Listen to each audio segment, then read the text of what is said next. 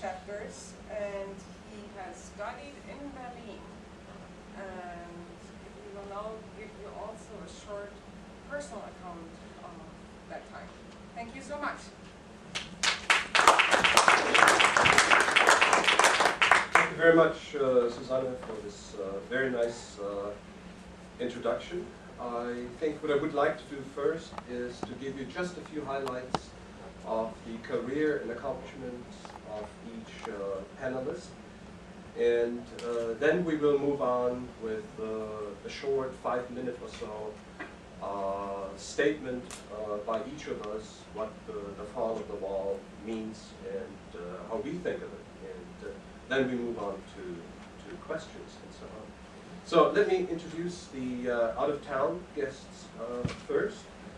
To my immediate right is Thorsten Gottfried, who is with the German Foreign Service since 1990. He is with the German Consulate General in Houston.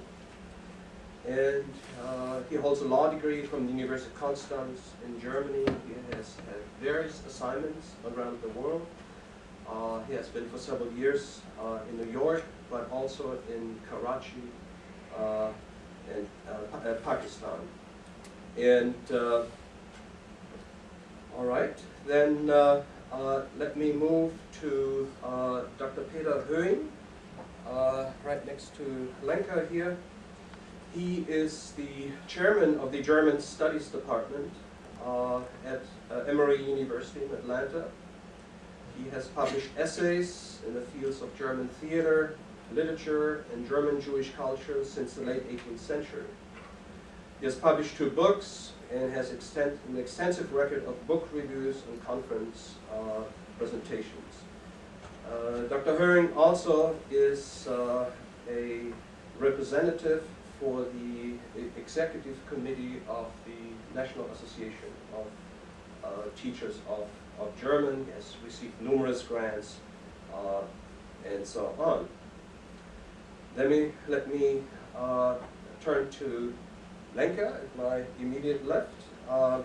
Lenka Hoakova is the global project manager for Europe for the Arkansas Economic Development Commission, and her role at the commission is to attract foreign direct investment from Europe to Arkansas and to assist European companies in finding most suitable locations for their operations. And it was mentioned earlier already, a couple of weeks ago she traveled with Governor Bibi to Germany, precisely doing this task I just described.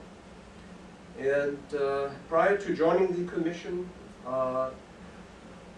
Lenka worked on regional research as a regional research economist at UALR in this very same building. And she has her degree from here in finance and international business. And during her studies at UALR, she also studied in Austria and a summer studying Russian language in Russia. Okay, let me then move to our panelists at the end of the table here. Rob Lentz, who is Vice President with Axiom, the local company here. He's Vice President of Client Solutions, and he coordinates the activities of more than 400 technology associates across 6 countries. He's responsible for US custom software development in support of client services and for all EU technology teams supporting client delivery and product engineering. But first, he had the current role.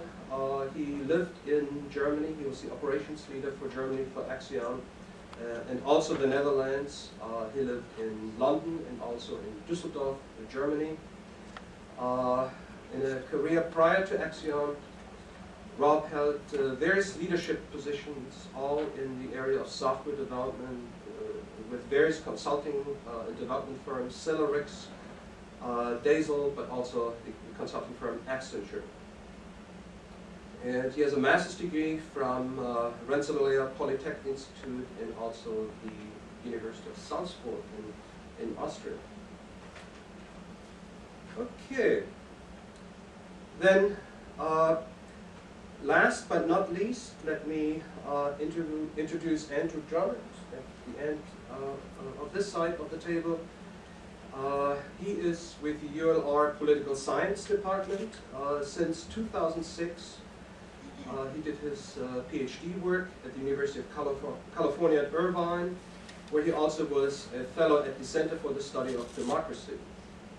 And Andrew teaches and researches on how institutions shape the way citizens experience democracy. His most recent work examines the institutional determinants of partisan bias in old and new democracies. All right, having introduced the panel, let's then move on to our short presentations that I mentioned a little while ago. And let me go first, and I want to characterize for just a moment what life in Berlin was like. I lived there in the late 1960s. The wall was built August 13, 1961. And so let me give just a few impressions. Living in Berlin with a wall, or the other areas that didn't have a wall, you found barbed wire fences, and a stretch of no man's land, and then an area where guards patrolled with dogs, and there were mines in certain areas, and so on. And every now and then, as we all know, people tried to escape, and most were unfortunately not successful.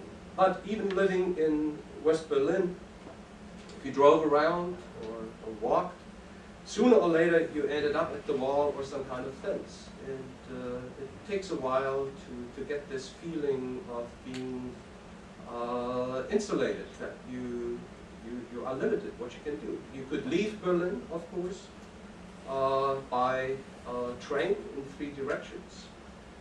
You could go by car, but you had to travel through East Germany, which meant fairly tight controls, and a control procedure you had to go through. You had to pay a fee for using the road through East Germany. And maybe the best way I can describe it, at the time I was very active in track and field, and we went many weekends to West Germany from West Berlin, and had to cross through East Germany. And so at the checkpoint you had to stop, you had to put your luggage on a belt that was then inspected, and well, there were experiences like, you travel with a piece of soap. Somebody cuts up your piece of soap, looking if you were hiding anything in the piece of soap. Maybe I could have been hiding microfilm or whatever. I had my toothpaste opened up from the other end, and somebody went in there with a knitting needle to see, again, if I was hiding microfilm, or I don't know what they were looking for, they don't tell you, and so on. It was common that as your car was inspected, that a mirror with a device was put under the car to see if you were hiding anything there, especially a person maybe you would try to smuggle out. So these were experiences and events that everybody had to go through. You had no choice if you wanted to leave West Berlin by car. And I should have mentioned earlier, you also could fly out, of course. I remember one day I was